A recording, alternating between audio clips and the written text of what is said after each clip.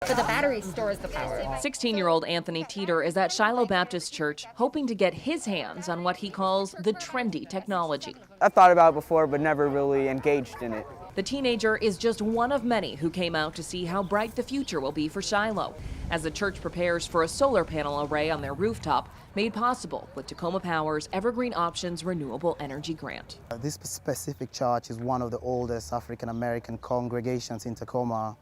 And, typically the solar and the green space, the representation of this community has not been significant. Edwin Wanji started Sphere Solar Energy 6 years ago, dreaming of this moment. Growing up in Kenya, Wanji says he didn't have reliable electricity, and the electricity he did have was expensive. He wanted to find a way to fix that, but his answer didn't come the traditional way. I was not a good student. Books didn't add up, so I was very hands-on. The way I got into this sector is because I went out and worked in the field with my hands. If that worked for me, someone else out there in the community, a young person might come and see, oh wow, we connected these two wires and used this solar panel, and all of a sudden we're creating electricity.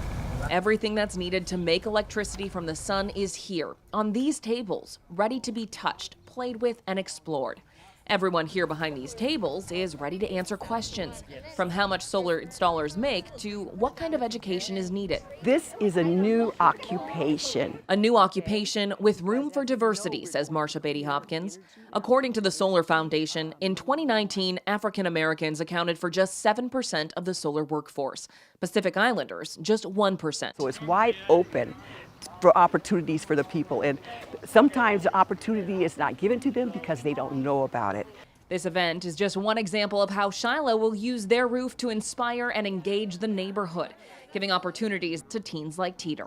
I'm really glad I went, learned a lot, and hope maybe I can have a setup on my roof or something like that. I'm hearing a whole lot of pros and not a whole lot of cons. For Tacoma Report, Annie Pansky in Tacoma.